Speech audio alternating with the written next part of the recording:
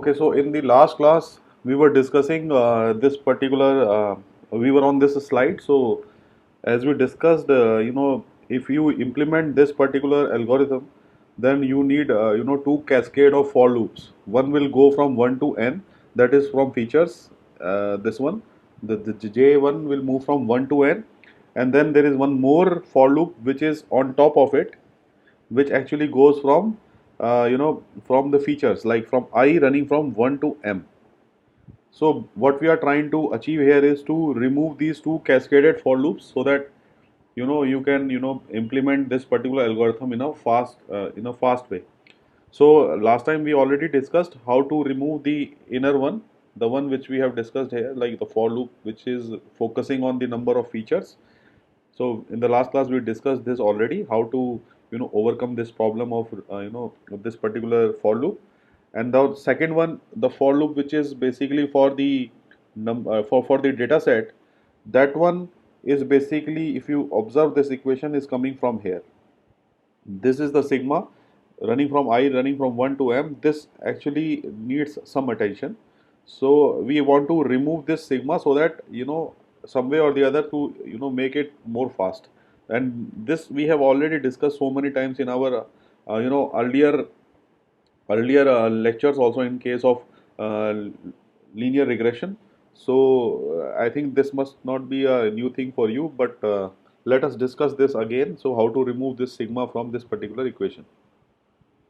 So if you observe here, this sigma is a problem, as we already notified it here. So if we want to remove this, it's better to represent all these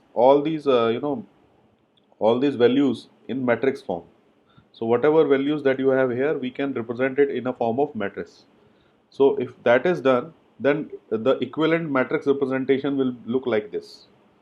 So if you observe it here carefully, the capital Y is now a vector actually of value m cross 1. So Y transpose will be 1 cross m. So it's basically a vector here, and this is a matrix, and this is also a matrix, or you can say it's also a vector, the W1. So when you perform your when you do this implementation, it's basically some way or the other taking care of this m. As you can see here, we have this m coming out, right? So we are actually taking all the samples into consideration by cascading, or by putting all the elements in the form of a matrix. So this particular equation represents the matrix form for this particular equation, which is element wise. So it's a vectorized implementation here.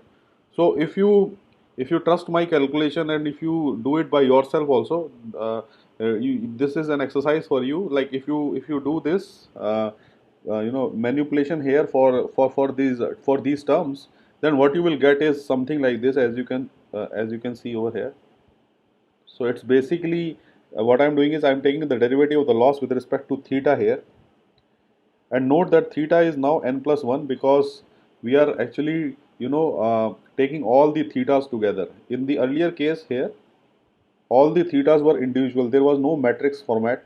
Here it was a matrix format, because here you were getting it in a form of a matrix, but this one was not the matrix form. So this is also the derivative that you will get over here is of a dimension n plus 1. So it's a complete matrix that you will obtain for theta. And the important thing is, you have to calculate yourself this answer. So this answer is basically coming from taking the derivative of the above equation with respect to theta. So once you do some more manipulation of this equation, which is on the top given over here, what you will observe is you will get something like this. So if you observe this carefully, and if you feed this term in the gradient descent equation, so what you will observe is you will observe something like this. And if you recall that your earlier linear regression equation was also similar, so can anybody tell me what is the difference between this equation and the one which we have discussed earlier? Like In linear regression also we have seen this particular equation which is same.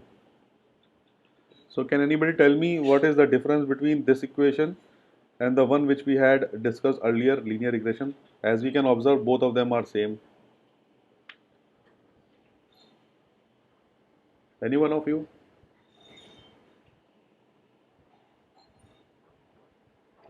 Am I audible to all? There is an additional sigma. So what is the implication of that? Like, can you tell me what is this sigma doing here? Like this we can see it's quite visible, but can you tell me what this sigma is trying to do here, which in terms of linear regression we are not doing? The sigma value just helps us to keep the values between 0 and 1. Yeah, so the thing is, the difference is this particular sigma is actually compressing the values of x dot theta to lie between 0 and 1. So that is the that is the first difference between this particular equation implementation and that of the linear regression. And the second one is that this y, the capital Y that you have over here, is basically a label matrix. So its value will be either 0 or 1. Whereas in case of linear regression, this value of y was not exactly 0 or 1, it was having some values like 0 0.1, 0 0.2, 0.3. So though the equation looks similar, but implementation wise they are different. So I think this clears the doubt, like if there is any difference between this and the one with the linear regression. So on top level, you can see there is no difference in terms of the implementation using gradient descent. Like both of them will be having same equation, same governing equation.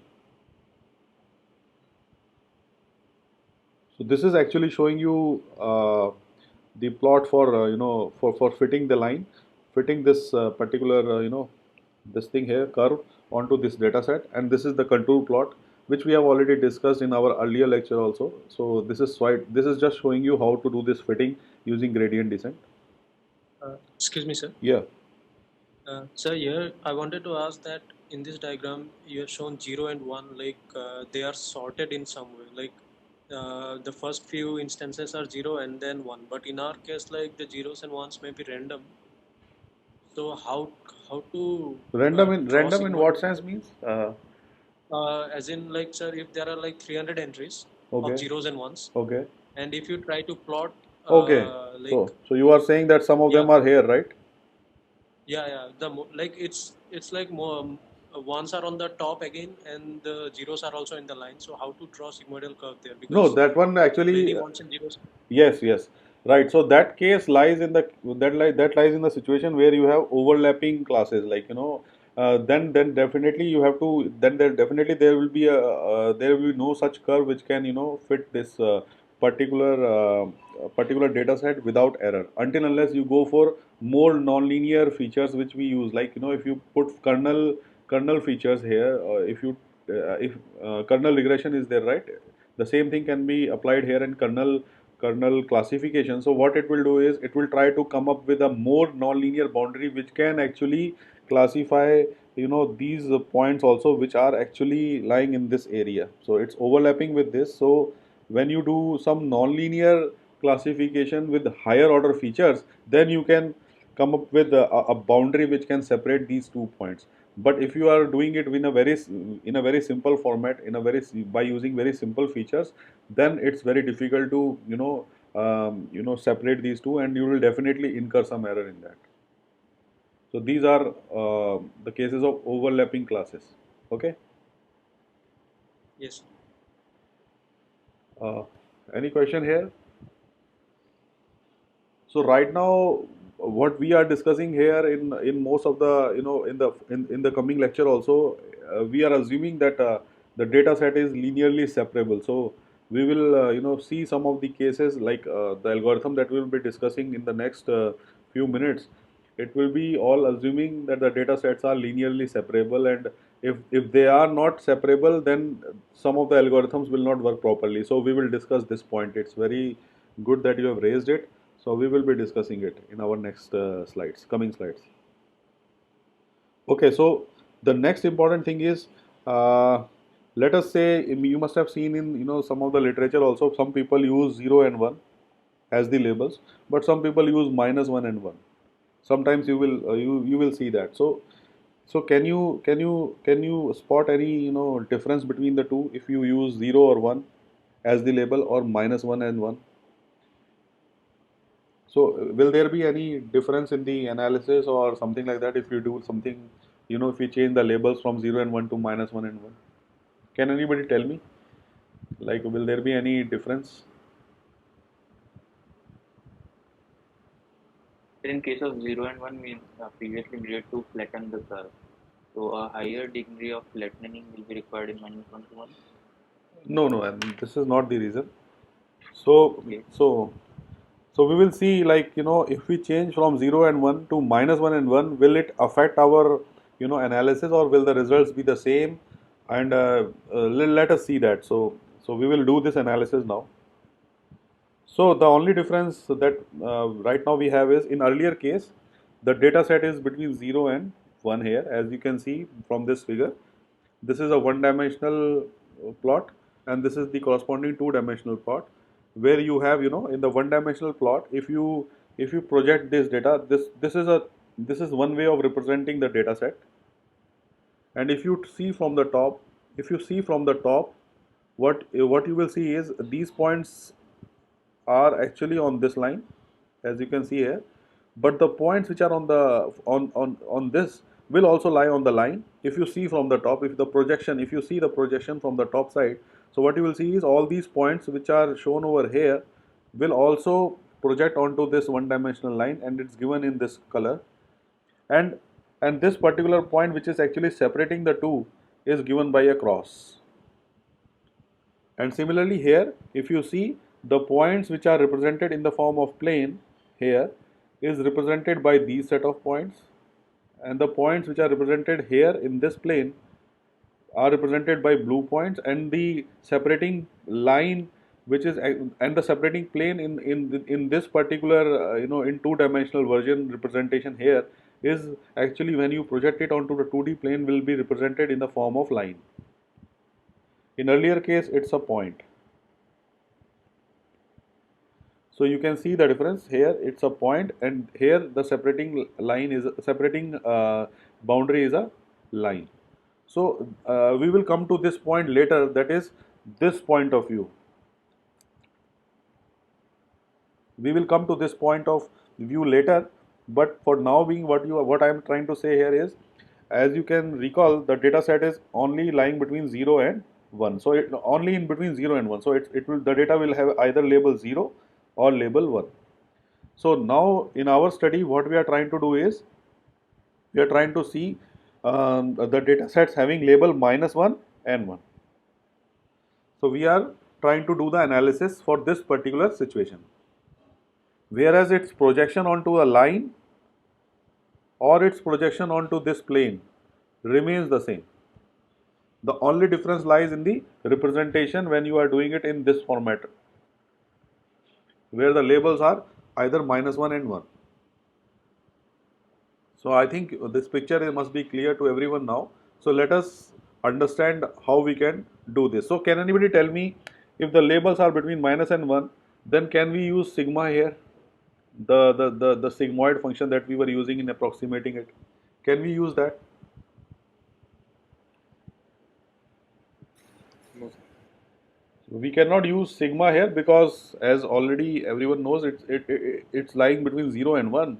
So that one cannot be a fit over here in this particular situation, because sigma is because here the data is either in -1 situation or in 1 situation.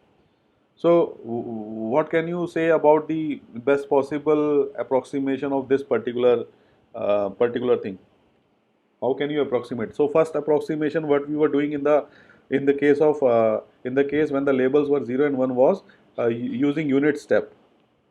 We were using unit step there, which actually approximate this particular curve in case of labels, when the labels were between 0 and 1.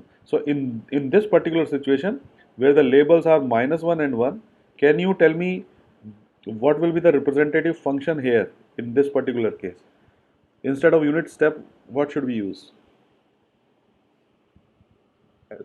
There is one mathematical function which we can use here. If No, that one, yeah, that one will come later. But instead of unit step, uh, another function which we use is, I'll show you. It's a signum function. Yeah. So signum function is the one which we use here to approximate this step function. So I think most of you know what signum function is. It's basically having a 1 when x is greater than 0 and minus 1 when x is less than 0. So you can you can come up with a cost function which looks like this. Even you can code it on your on in your notebook using this particular function. So the drawbacks of this particular function is same as the drawbacks that we had with unit step. So we already discussed the drawbacks with unit step, that it is discontinuous at most of the points and and the curves are flat. Same thing is happening with signum function also, and it's very difficult for the optimizer to get to the global optimum using this particular loss function. The drawbacks are same as when we were using unit step. And the second approximation, as somebody told in the class also, is that using 10H approximation. So 10 hyperbolic approximation is the another approximation which is a soft approximation. See, this particular approximation is the hard approximation.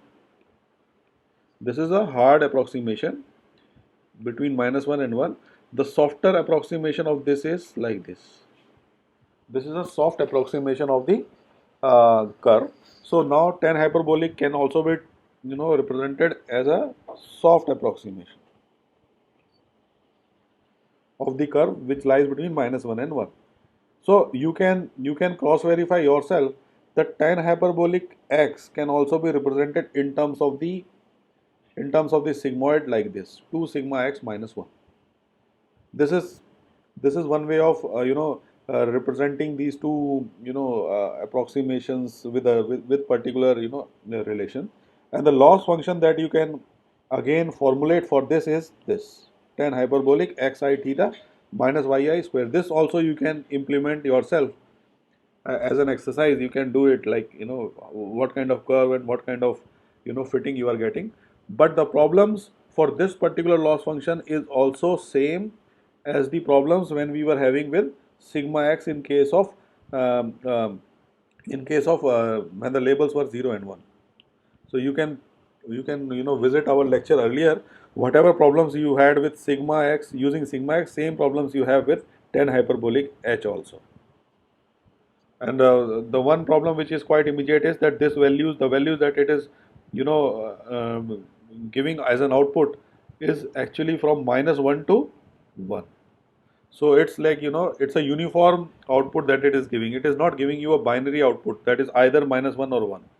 Whereas this particular value of yi is binary. So not binary, but it's like between -1 or it is -1 or 1. Whereas 10 hyperbolic is giving you a continuous output between -1 and 1. So that is one of the problems. And another one is it is also a non-convex function. So it's difficult to get the global minima here by using this loss function. So if these two are not there, maybe these two are potential candidates. You can try it out. There is no harm in that. You will get some results, but the results will not be that optimum. So in order to improve upon this, we come up with another loss function which is again the same one, which is binary cross entropy loss function. As you can see here, everything is same as it was in case of when you were using labels from 0 and using labels 0 and 1. Here in this case you are using only the difference is the labels are 1 and -1. This is the only difference between the equation that we were using earlier and now. So now we will try to analyze this, like what results you will get from once you analyze this particular loss function. So here one thing to observe is you can cross verify yourself this particular expression here. That is, if you put sigma times minus x, sigma, and if you put minus x as the argument here, then the value will be 1 minus sigma x. You cross verify yourself this. So we will be making use of this. So let's rewrite this equation again. in a compact form as we had done earlier also. So let's see how we can do that. So one thing that immediately comes here is that as this is 1 minus sigma x, it is quite close to what we are seeing over here. So let us replace this particular argument by sigma of minus x, which is given over here. So we can replace this. So once we do that, what you will get is this. Rest of the expressions are same, but the only difference is we replace this argument here by this value. So now the question comes is how to combine these two. How to combine these two terms. So let us see how we can do that. So see, one important thing is we cannot use the earlier cross entropy expression to combine these two terms because they are not binary right now. The labels are not binary. The labels are 1 or minus 1. So that one, the earlier cost function that you were using will not work here. So we have to come up with some other cost function which actually represents this in a combined form, like the one which we had done earlier. So if we want to do this, can anybody tell me what that cost function will look like? If we want to combine these two together into one equation, how will it look like? Any one of you can answer this question?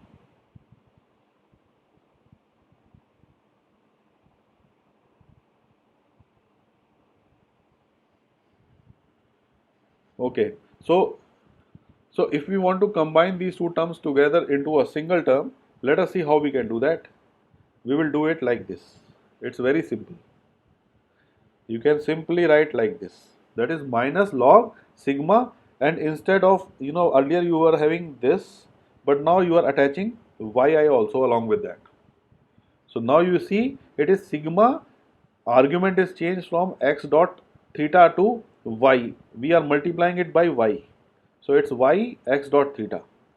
So let us see how we can, get each of these individual cases by seeing this particular loss function. So for example, if yi is 1, for example, if your yi label is 1, then what will be the answer here?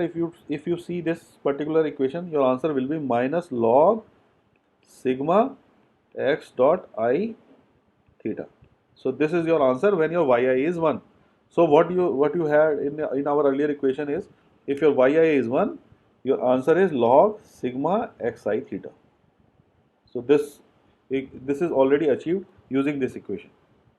What is the second one? If your yi is minus 1, if your yi is minus 1, then you will have minus log minus, it will be sigma times minus xi theta. So you can see the minus is coming here when your yi is minus 1. So if you observe this particular equation, it is also the same. So this means that you can combine these two conditions into a single equation which is given over here. So any questions here related to this particular thing? Any questions?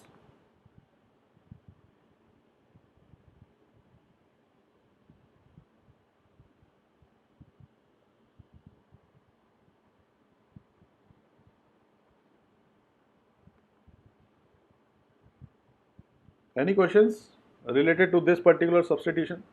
If anybody has any doubts, let me know. Sir, are there any advantages of using minus 1 and 1 over 0 and 1? Or it's just another convention? It's a See, the thing is, you don't know whether the data set is, in which format it is coming. First of all, that is, it might be the case that in practical situation, if the data set is coming in the format of minus and 1 and minus 1 and 1, then how will you, address that address that thing? Otherwise, the only advantage that I see right now is that, the distance between the two classes is increasing. Earlier there is only, distance is 1, but now it's 2, so it's a bit far away. But as far as the analysis is concerned, we will see that both of them are same. Both the results will come out to be the same.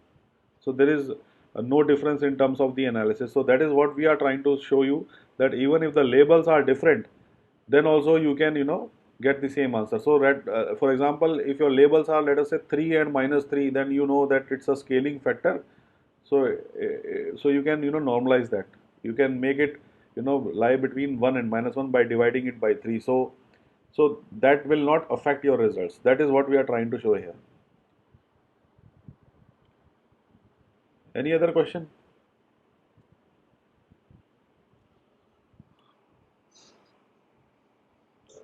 Okay, so the loss function, the total loss function that you will have here will be summation of all these individual loss functions Li theta and I running from 1 to m. So once you put this particular Li theta here, you will get the total loss function given by this, which is as simple as that. You are just substituting Li and you are summing all the loss functions. So this actually, so now what I'm doing is I am actually using this minus function inside and writing it in this format. So it's log of 1 by x now, because minus I brought it inside, and then minus log of x is log 1 by x. So there is no, there's nothing fancy about it. So it's just the manipulation. And also observe that this particular thing is basically this. So please keep this in mind, that this particular thing is this. So now once you substitute this expression here, then what you will get is this expression. So this is the expression that you will get for the loss function when you are using binary values label, like when you are using -1 and 1 as the binary, sorry, not binary, -1 and 1 as the labels. The loss function that you will get is this one, and this one is basically called as the softmax cost function for logistic regression. Please note that this is called as softmax cost function for logistic regression. Why it is called as softmax, we will come to this point later, but in the next coming slides we will discuss why it is called as softmax. But as the name suggests, it is basically an approximation of the max function. This is what it looks like when you are actually writing this as softmax. It means you are actually, the max is hard max function is hard. So what we are doing is we are actually doing a softer version of that max function. That's why we are calling it as softmax function. So let us see how far this is true, but this will be done in the coming slides. But for now, you can understand that this is the softmax cost function for the logistic regression. So once you take the derivative of this loss with respect to theta, you will get something like this. I'm not doing the details, you can do it yourself. So this is basically again the vectorized implementation of the loss function.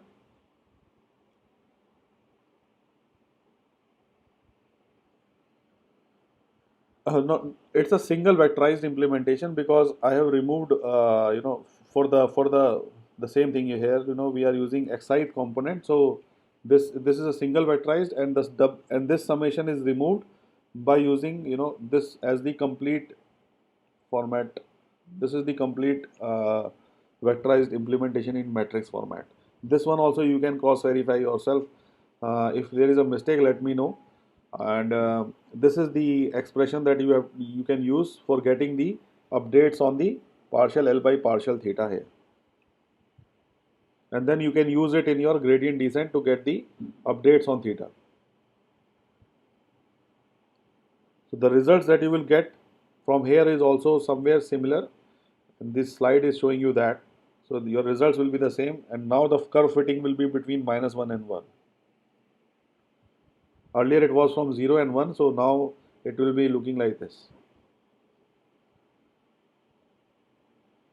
So, so this is basically showing you that you can use the labels of -1 and 1 also instead of 0 and 1.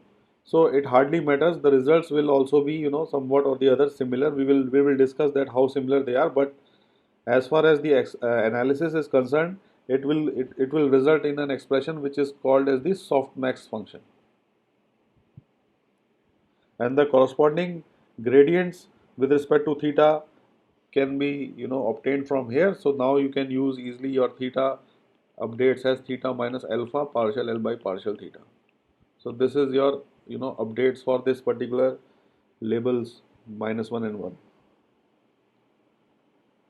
So any questions here related to this particular thing?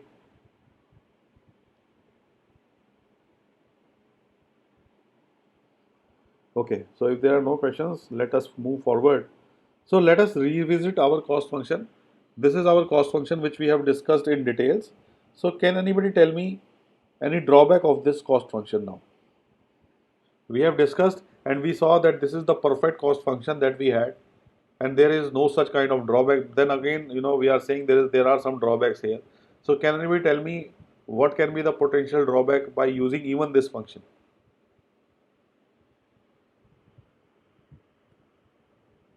Any one of you can answer this? Sir, for more than two classes, there will be some problem. No, no, there will be no such kind of problem here. We can use this similar Computational analysis. problem. In what sense you are saying computational So there problem? is a summation there. So No, that one we already replaced by using correspondingly the matrix formats. So okay. there is no such kind of problem here. Other than that, so let us say if you have this value going to 0, what will happen?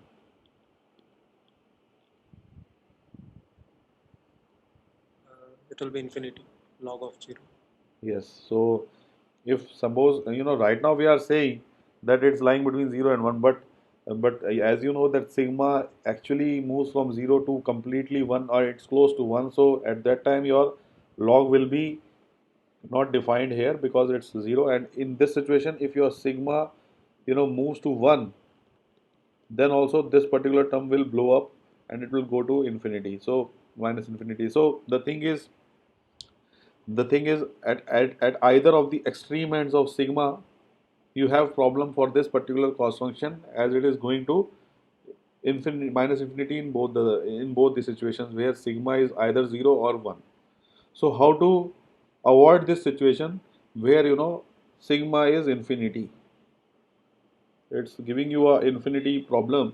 Though it's not that much a problem, but we are discussing some another algorithm which actually is motivated by this. That's why we are discussing it. But you can use it. There is no problem in using it. But there are some situations where this can happen. So in order to address that, we are actually getting a motivation to come up with the next topic. That is why we are discussing it here. But most of the people are using this, so there is no problem in using it. So this is what we have discussed here. So what is the solution in order to address this particular thing? The solution is, first of all, the very first solution is use regularization. This you can do easily, right? You can use regularization here. This is the regularization term that you can add to the main cost function which is given over here. So this regularization will actually help you to actually avoid this situation of getting a very high value of minus infinity or plus infinity, because you are actually regularizing the values of theta here. You are not allowing it to go beyond certain bounds, so that will inherently will regularize your theta, and it will not allow sigma to go to either extreme ends of +1 or -1, because once you do a controlling on this theta,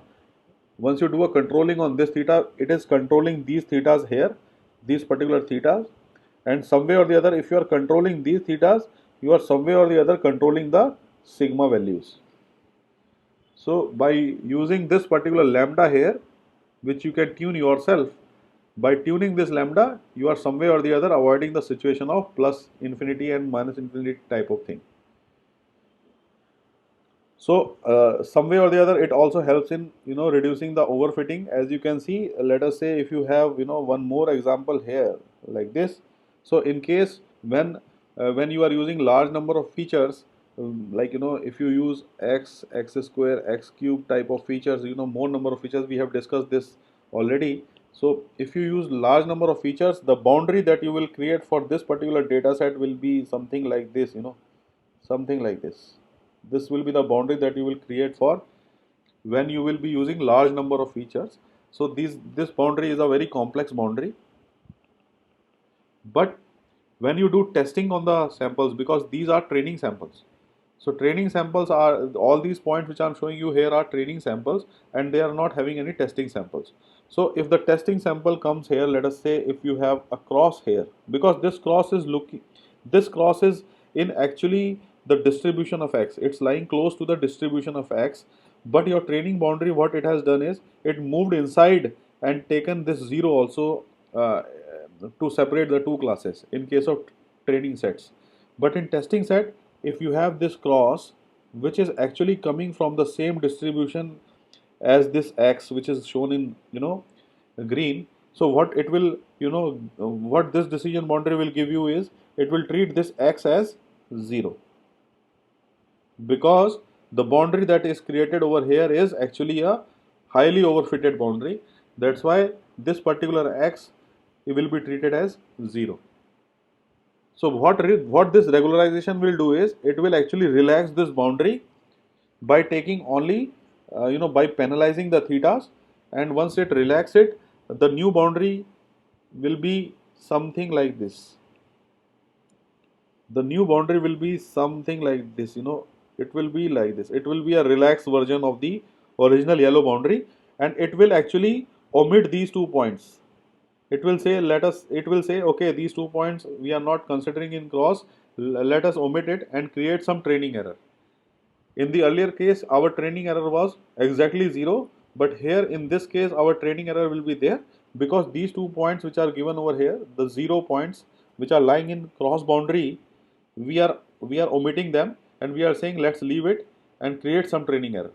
So if we do that, at that time, if the testing sample is this cross one, the white one, if the testing sample is that, this boundary, actually the blue boundary, will treat it as x and not 0.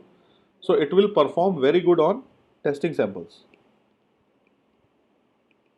It will perform very good on testing samples, whereas this boundary, the complex boundary in which you made 0 training error, will perform very bad on testing samples. So any question here regarding this explanation? Uh, Sir, I have a different question. Yeah. Uh, Sir, since the dl by d theta of this loss function, this cross entropy loss function and the MSE loss functions are same, Haha. so can we like use while doing gradient descent, we can use like dl by d theta of both, and then while calculating loss, we can use MSE. So what you Like are saying, MSE means what? Which equation you are saying? mean square error.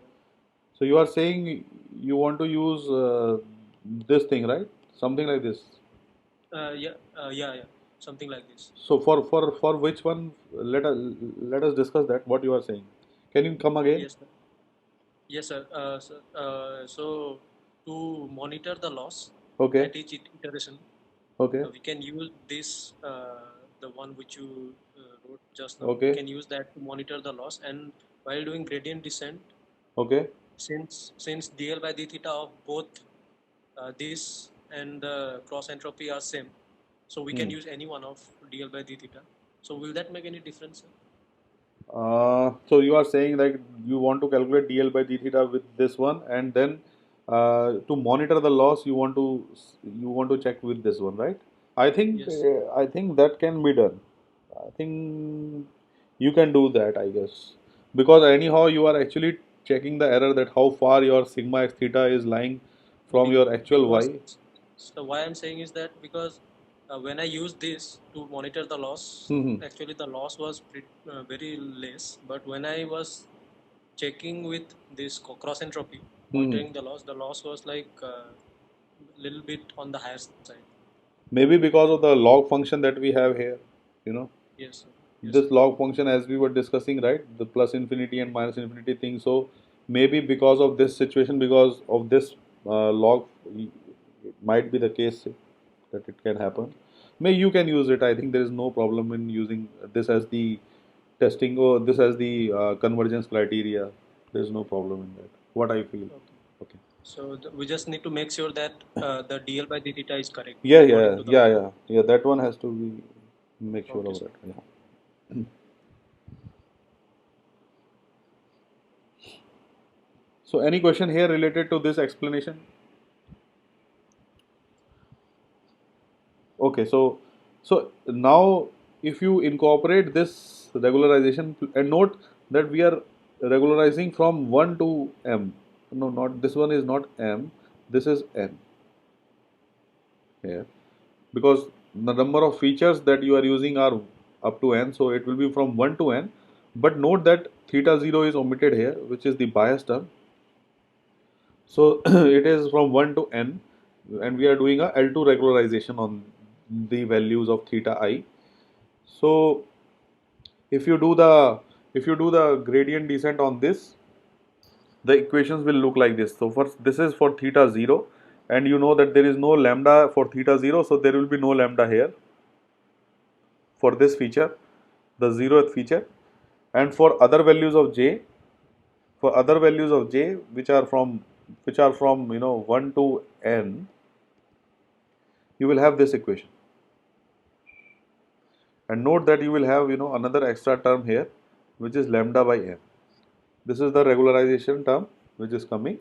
So combiningly there are two equations. First is this, and the second is this. That includes the regularization term. And you can convert this equation also into vectorized implementation, and it's not a big deal. Now you are all comfortable with how to do it in the form of vectors and matrices. So to make this implementation faster, convert this into vectorized implementation and code it in your program. So I think now at this point you can do it very comfortably. So I don't feel any problem now. I think you can do this. So now once this is done, the second way, the first way we have already discussed, that is using regularization, we can avoid this situation of sigma x going from 1 to 0. The second one, the second approach is using perceptrons. So perceptrons are basically, the very basic algorithm that we have in machine learning. So it tries to avoid this situation of, the binary cross entropy loss function going to infinity. So what perceptron is doing is, again, I will recall it. So if you go back to our earlier slide, we discussed here two different point of views. The first point of view was this one, and the second point of view was to project it onto the line where you have this thing, right? And for the case of two dimensional, it is this point of view and a plane point of view, which is this one. So you can see how a decision boundary, which is a plane, as you can see here, we have this white line, right? So how this plane actually converts into a line in 2D. And similarly, how this particular complex boundary, which is given over here, is projected onto a point here. So this particular, decision boundary is converted into a point here. So perceptron actually tries to, simplify the classification by, focusing on these two point of views, which is this one and this one. So it is mainly interested in, fitting a line, rather fitting a decision boundary which is given over here by this line. This is a simple line, right? It is something like x dot theta. So it is mainly interested in fitting the decision boundary rather than curve fitting, which is done over here. In this case, you do a curve fitting like this, right? And here also you do a curve fitting which looks like this in two dimensional.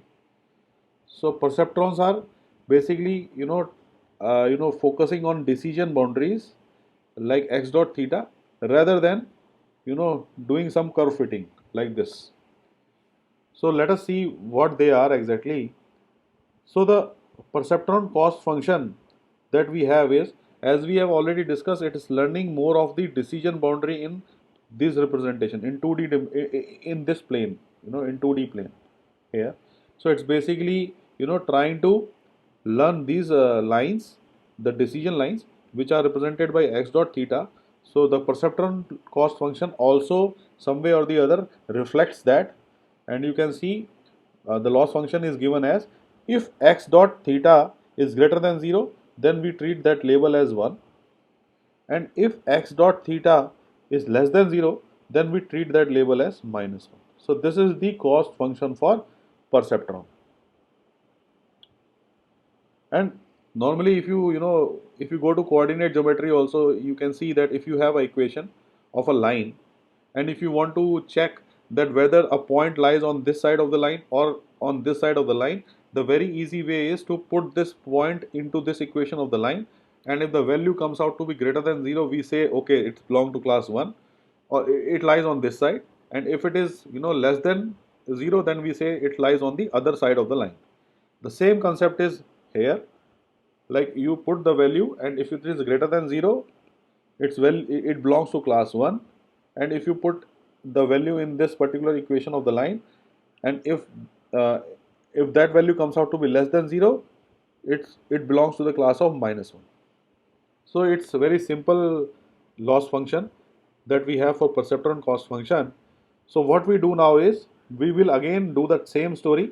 We will try to combine these two loss functions into a single cost function and see how we can do that. And the potential candidate for that is given by this. This is actually taking consideration of all these two equations together, and we are writing it in a single equation like this. And note that it doesn't involve any log terms. There is no log term here. So if there is no log term involved, so it will never run into plus minus infinity problems situation. So there will be no such kind of problem here, you will observe. But it has its own problems. We will discuss it in the coming slides. But for now, what we are showing is that this is better than, some way or the other, better than the binary cross entropy loss, because it never shows a plus minus infinity problem. So if let us understand this cost function in more details and see how this particular loss function can be reduced to either this or this. Let us check that how we can do that. So before going there further, let us take one more convention into consideration. Earlier we were writing like this, and that we can that we have a 1 implicit in this particular representation of x dot. There is a 1 already implicitly taken care of. So what we do is we remove that 1 from this x dot and write it like this. This is just the mathematical way of representing the same thing, but now there is no dot involved in this x, because the one which was implicitly there in this x dot I is removed and it's represented separately as theta 0, and this is theta. So I am just dividing them into two parts, and I am representing that by this g theta of x of I. So there is nothing fancy about it, it's just separation of this x dot matrix into two different parts. So now what I can do is I can write again this particular x dot I theta as g theta xi, because we can see from here both of them are equal, so let's replace it by g theta xi. So now let us see how this particular cost function can be reduced to the two cases of this and this. Let us see that. So let us say if your decision is correct, if you made a correct decision, so decision is coming from g theta x of I, because this is the hypothesis function that you have created. So if your decision is correct, then obviously it will be greater than 0, because your decision is correct, and the label is also plus 1. Let us say if your label is plus 1 and your output of the hypothesis function is also greater than 0, then you say that decision is correct, because uh, if it is greater than 0 and it is plus 1, then obviously the decision is correct. And in the other situation, when your label is minus 1 and if your hypothesis function also generates a value which is less than 0, then also decision is correct. In both these situations, when the decision is correct and when you multiply these two together, you will get a value greater than 0. You will get 0 or not? It will be greater than 0 or not? because both of them are either positive or both of them are either negative. So when the decision is correct, one thing to observe is that this particular value is always greater than 0. So if this is always greater than 0, then what is the max of 0 comma minus of this? This you know is already greater than 0. So it's like max of 0 minus 4, let us say. So the maximum of 0 minus 4 is 0. So this means when your decision is correct, then what is the use? What is the point in penalizing with the loss? What is the point? So here you can see if the decision is correct, you are not penalizing the loss function at all and your value is 0. You are not penalizing it at all when the decision is correct. But if the decision is wrong, what is the decision when it will be wrong? It will be wrong when your hypothesis is saying, oh, it is greater than 0, but your label is -1. And in the second situation, it will be wrong when you say, oh, the result of our hypothesis is less than 0, but the label is +1. So in both the situations, your decision will be wrong, and when you multiply these two, you know that the value that will come out to be is less than 0, because they will have opposite polarity. So if it is opposite polarity, you can put it over here in this particular cost function. Then you know that max of 0 comma minus of yi g theta of xi, and the result will be this. Because this part is already negative, so negative times negative will become positive.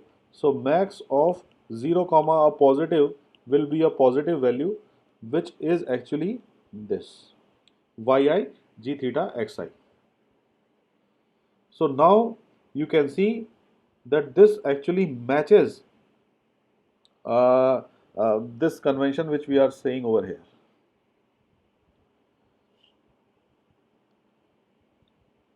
Any questions here in understanding this? So our loss function actually says that if your decision is wrong, you have to penalize it with the value which is given by this yi g theta of xi, and if your decision is right, there is no loss penalization. So you make 0 penalization on that. So this is basically the uh, corresponding loss function for perceptron. This one. So let us revisit all the loss functions again. So in linear regression, you had this particular loss function. As you can recall, it's a convex loss function. It has a closed form solution also, the one which we had given in terms of x transpose x inverse. So that type of closed form solution is available, and it has a unique global minimizer also. The second one is a logistic regression, which we have already discussed. So this is the expression for that, and it is also convex, and but note that there is no closed form solution available for it, and it also has a unique global minimizer. The third one is perceptron, which we have recently discussed, and there are two types of perceptron. One is hard perceptron, and the second one is soft perceptron. And what is hard perceptron? Hard perceptron is nothing but if you use signum of xi theta. Like if you use this one, this is the hard perceptron, that is from -1 to 1. So what you are doing is you are applying signum function onto the linear regression. So this particular thing, if you observe, is actually a line, and then you are actually applying a signum function on this line. So the hardness of the perceptron comes because of this signum function, which actually converts this line into a -1 to 1 type of situation. So if this is the value, it will be moved to -1, and if this is the value, it will be moved to +1. So the hardness is coming because of this signum function, and the problem is it's not convex at all because of this signum function, and it also has no closed form solution. And there are many global minimizers here. Whereas in the case of sort function, what we are doing is we are using only only this one xi theta here. We are using only xi theta and we are writing it as g theta x of I. So this is nothing but it's x I theta plus theta 0, which is also equivalent to xi theta. So we are not actually applying any signum function on top of it. We are not making hard case. We are softening it. We are not applying signum function, but we are removing it and putting a softer version of that. So the thing is, it's convex. This was not convex. Please note this was not convex, but this function is convex, and there is no closed form solution for it also, and it has unique global minimizer. So any questions here related to this particular thing, related to this discussion of perceptron?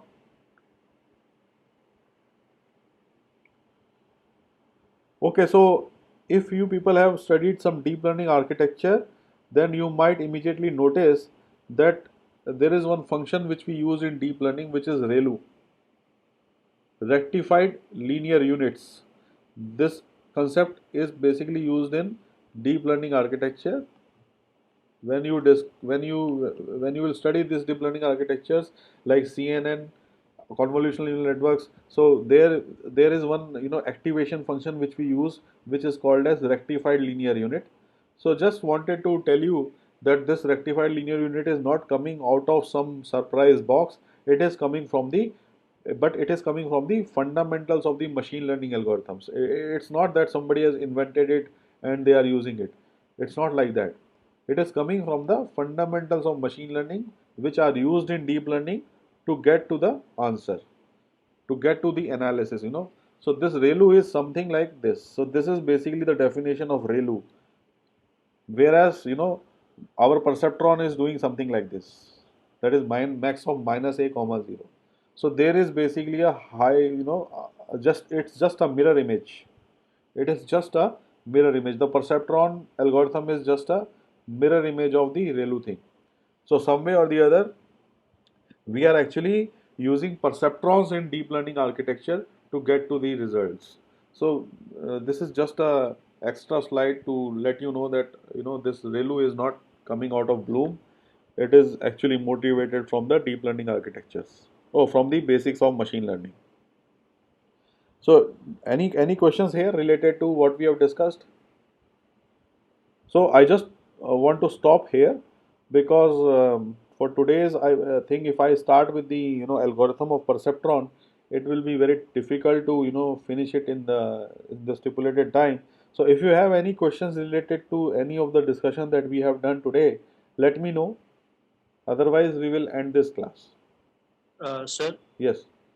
so is this correct that when researchers they used sigmoid instead of ReLU, it took longer time while training the data? Yeah, that one is true. Yeah, but it's in case of deep learning. In case of deep learning. So there is some, and I think, see, the thing is in deep learning or in machine learning, not in machine, but exactly in deep learning, the thing is, most of the things are not proved. They are done it through, experimental work. So what they see is, by experimentally, they are coming up with some architecture and then they are, claiming that this thing is better than this one. But there is no hard and fact proof which can tell you that yes, ReLU is actually, giving you a faster way of implementing the algorithm as compared to the sigmoid. The other reason what they say is that ReLU helps in avoiding the vanishing gradient problems which sigmoid has. So vanishing gradient problem is like more of deep learning concept. I don't want to go into the details of that, but some way or the other they try to show these what they say in the papers. They try to show it through experimental work, but there is no mathematical justification for that, that why ReLU actually fasters the implementation compared to the your sigmoidal thing. But you can see that sigmoids some way or the other gives you a value between 0 and 1, which actually some way or the other, creates some derivatives which are in between 0 and 1, whereas in case of ReLU, it's always the identity. So that's why on that fact they are saying, it speeds up the gradients, and the vanishing gradients can be avoided, that type of thing. Yeah. Okay, sir. Any other question?